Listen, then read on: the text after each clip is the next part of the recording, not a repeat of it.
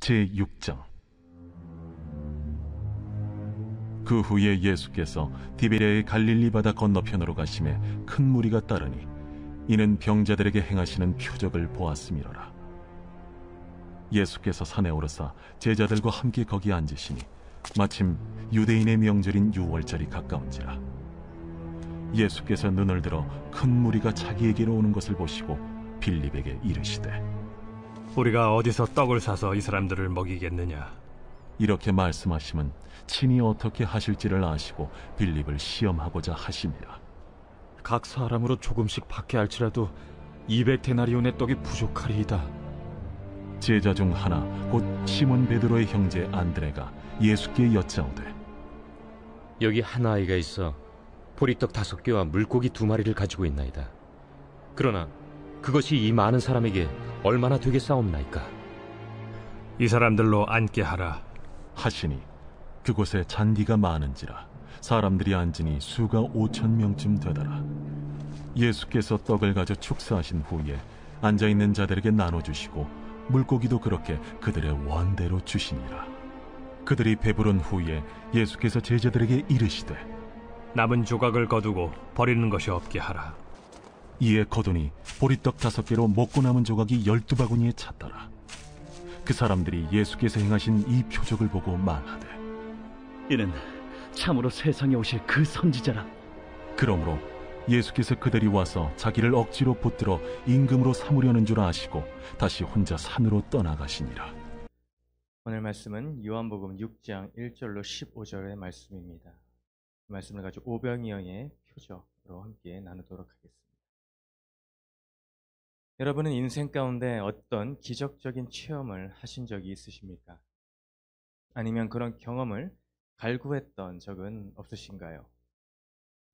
저는 모태신앙으로 그동안 주위에서 그런 경험담에 대해 많이 듣고 보고 왔습니다. 그럴 때마다 자연스럽게 부럽다, 나도 저런 체험을 한번 해봤으면 하고 질투 어린 생각을 했습니다. 그건 단지 호기심과 신비로움 체험 그 자체에 대한 관심일 뿐이었지요. 그런데 과연 하나님께서는 이러한 목적들로 이 기적을 베푸시는 것일까요? 오늘 본문에서도 우리에게 친숙한 기적, 바로 오병이어의 사건이 등장합니다.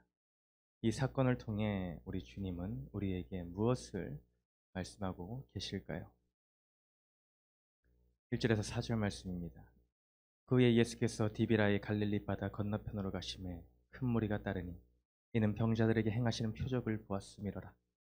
예수께서 산에 오르사 제자들과 함께 거기 앉으시니 마침 유대인의 명절인 유월절이 가까운지라. 예수님께서 다시 사역지를 옮겨 갈릴리 바다 건너편으로 가십니다. 그때 큰 무리가 주를 따랐습니다. 그 무리들은 어떻게 해서 따르게 되었나요? 그 이유가 주님이 행하신 표적을 보았기 때문이라고 합니다. 주님 가시는 곳마다 병든 자들이 낫고 죽은 자가 살아나니 점점 사람들이 몰려들게 된 것이죠. 저 같아도 궁금해서 직접 보고 싶어 했을 것 같습니다. 제자들과 산에 올라가 앉으신 예수님은 이 큰 무리가 자신을 향해 오는 것을 보십니다. 여기서 이제 오병이어의 사건이 펼쳐지게 되는데 다른 새 복음서와는 다른 관점으로 사건이 전개되고 있습니다. 다른 복음서는 그들을 불쌍히 치근히 여기심에 고쳐주시고 또 먹이셨다는 그 사랑의 주님을 묘사하고 있습니다. 그러나 오늘의 본문에서는 그런 어떤 수식어도 어떤 표현도 등장하지 않습니다. 이는 요한복음이 다른 복음서와는 달리 예수 그리스도의 정체성을 나타내는 데에 초점을 두고 있기 때문입니다. 그것은 표적이라는 단어를 의도적으로 많이 사용한 것을 통해서도 알 수 있습니다. 이 표적이란 단어는 단순한 기적을 말할 때 사용하는 것이 아니라는 것입니다. 어떠한 기적이나 기사를 통해 주님이 메시아심을 보여주실 때에 표적이라는 단어를 사용했다는 것이죠. 따라서 이 오병이어의 사건 역시 우리 주님께서 바로 그 약속하신 오시리라 하셨던 구세주 메시아심을 증거하고 있는 표적인 줄을 믿습니다. 예수님은 큰 무리가 오는 것을 보시더니 갑자기 제자 중 하나인 빌립에게 이렇게 물으십니다. 우리가 어디서 떡을 사서 이 사람들을 먹이겠느냐? 주님은 왜 이렇게 물으셨을까요? 많은 무리가 모였는데 어찌할 바를 몰라 빌립에게 자문을 요청한 것일까요? 아니죠. 주님 안에는 이미 그 답이 있었습니다. 6절 말씀에 이렇게 하심은 친히 어떻게 하실지를 아시고 빌립을 시험하고자 하십니다. 주님은 이미 그 해답을 알고 계셨고 한 발 더 나아가 빌립을 시험하고자 하셨다 합니다. 이 시험이라는 것은 단순히 테스트라는 개념을 넘어 깨우치게 하시고자 함이 내포되어 있습니다. 과연 무엇을 깨닫기를 원하셨을까요? 예수님이 빌립에게 하셨던 질문을 다시 보면 우리가 어디서 떡을 사서? 라고 물으십니다. 어떻게, 무슨 방법으로 살지를 물으신 것이 아닌 어디서 떡을 사느냐고 물으십니다. 이 어디서를 아는 것이 너무나 중요합니다. 우리는 지금까지 요한복음 큐티를 해오면서 이 어디서라는 말을 여러 장면에서 봐왔습니다. 사마리아 여인이 주님께 어디서 그 생수를 얻겠습니까? 라고 물었습니다. 니고데모와의 대화에서 바람이 임의로 불매 내가 그 소리는 들어도 어디서 와서 어디로 가는지를 알지 못하나니 라고 하셨습니다. 또 가나의 혼인잔치에서 연회장은 물로 된 포도주를 맛보고도 어디서 났는지를 알지 못하되 물떠온 하인들은 알더라 라고 기록되어 있습니다. 공통적으로 어디서를 모르는 무지함으로 인해 깨닫지를 못하고 있는 장면들을 묘사합니다.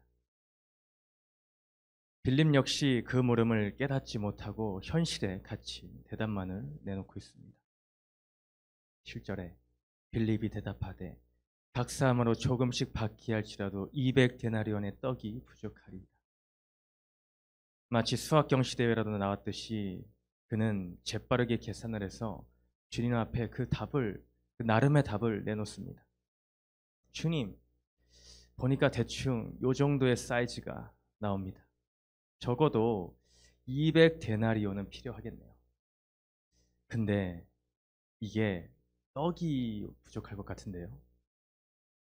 아주 현실적으로 납득할 만한 이유를 들어가며 안 된다라고 합니다. 그는 땅의 것을 기준으로 판단하기에 이미 안 되는 것으로 결론이 나버렸습니다. 나의 모습은 어떻습니까? 우리 남편은 예수 믿을 가망성이 없어. 안 돼, 안 변해. 야, 시험이 코앞인데 공부를 해야지 무슨 예배야, 예배는. 야, 그게 뭐 기도한다고 되냐? 기도하면 돈이 뭐 뚝 떨어지기라도 하냐? 현실 감각이 없네. 합리적으로 생각해, 합리적으로. 과연 진정 무엇이 합리적인 생각일까요? 우리 믿음의 사람들은 그 기준을 이 땅이 아닌 하늘에 둬야 될 줄을 믿습니다.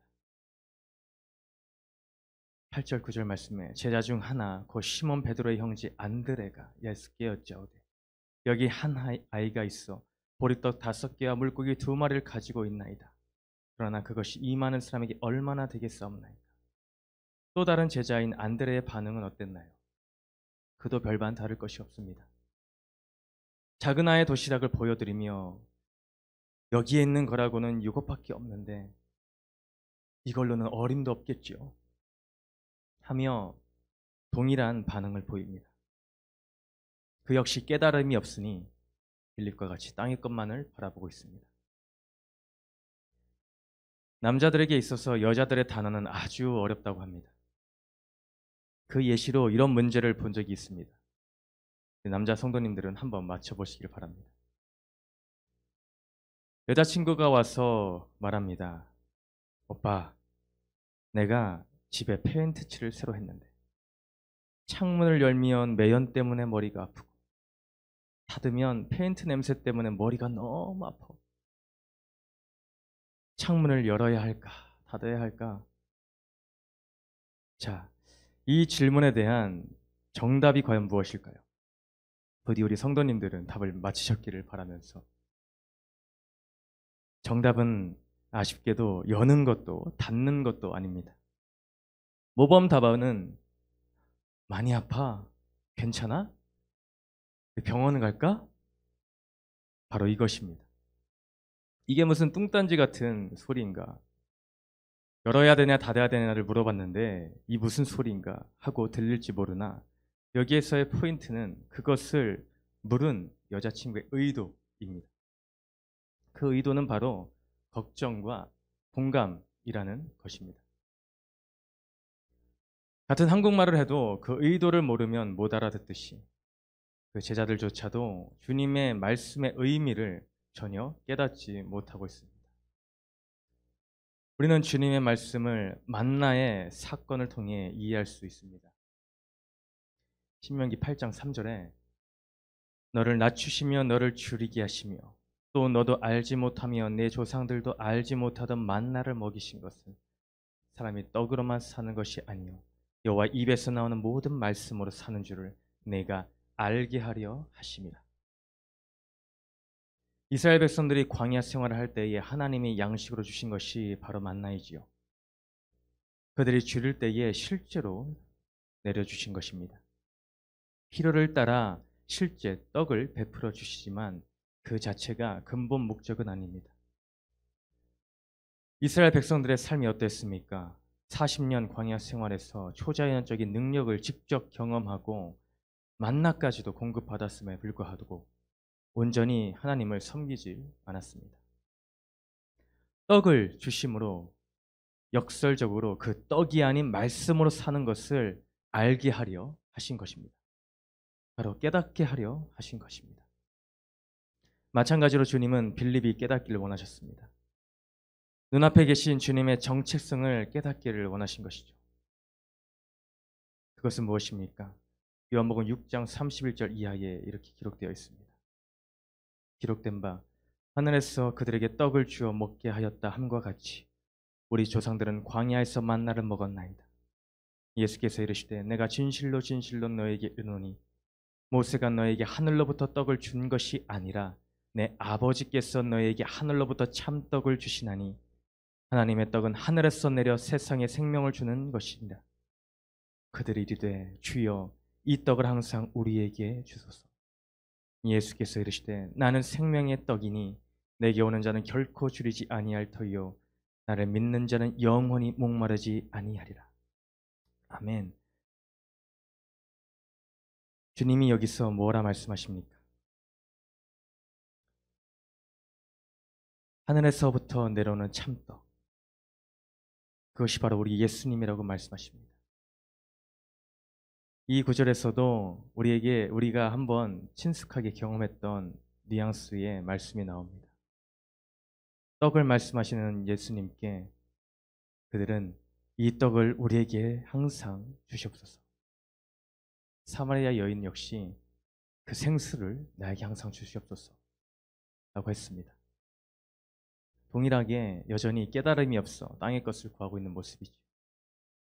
우리는 어디서 떡을 사야 하나요? 말씀에서 내 아버지께서 하늘로부터 참떡을 주신다 하십니다. 그 떡은 하늘에서 내려 세상에 생명을 주는 것이라 하십니다. 이것이 무엇을 가리키고 있습니까? 우리 예수 그리스도입니다. 예수님께서 바로 아버지께서 하늘에서 내려주신 유일하신 생명의 떡인 줄을 믿습니다. 이 오병이어의 표적을 통해 주님이 메시아심을 드러내셨으나 모인 군중들은 제자들과 마찬가지로 육적인 수준에 머물러 있습니다. 5,000명을 먹이고도 남는 놀라운 기적을 보았음에도 그들은 주님이 원하시는 대로 그런 깨달음은 얻지 못하고 있습니다. 14절에서 15절 말씀에 그 사람들이 예수께서 행하신 이 표적을 보고 말하되 이는 참으로 세상에 오실 그 선지자라 하더라. 그러므로 예수께서 그들이 와서 자기를 억지로 붙들어 임금으로 삼으려는 줄 아시고 다시 혼자 산으로 떠나가시니라. 그들은 자신들의 배를 채우는 것에 관심이 있을 뿐입니다. 영혼의 구세주 메시아를 바란 것이 아니라 육의 필요를 채워줄 정치적 메시아를 원하며 세상 임금을 삼으려 합니다. 세비주 예배에서 램프의 요정 지니를 예를 들어 말씀을 전한 적이 있습니다. 이들의 모습이 지니와 같이 내 소원을 들어주고 육의 필요를 채워주는 메시아를 구하는 것과 같습니다. 퇴근하고 돌아오시는 아버지의 손에 치킨과 피자에만 관심이 있고 아버지에게는 눈길 한번 주지 않는 모습과 같습니다. 우리는 한눈 팔지도 말고 엄한 곳을 찾아다니지도 말고 구하지도 맙시다. 빌립과 무리들이 깨닫지 못했던 것들을 속히 깨달아 참떡이요 생명의 떡 대신 주님의 풍성함을 누리는 복된 하루를 살아나는 저와 우리 성도님이 되시기를 주님의 이름으로 축복합니다. 질문 드립니다. 내 스스로 합리적이라 여기며 세상의 기준으로 하나님의 일을 제한하고 있는 것은 무엇이 있나요? 생명의 떡을 눈앞에 두고도 내가 기웃거리고 있는 세상의 떡집은 어디인가요? 나는 무슨 떡을 구하고 있나요? 육신의 떡을 주시고 안 주시고에 따라 나의 믿음은 갈팡질팡하나요?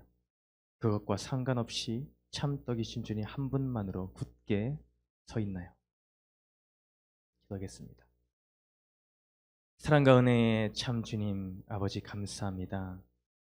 오늘 오병이의 표적을 통하여 우리 주 예수 그리스도 한 분만이 참 생명의 떡이시오 오시리라 하셨던 나의 구세주 메시아심을 깨달아 알게 하여 주심에 감사합니다.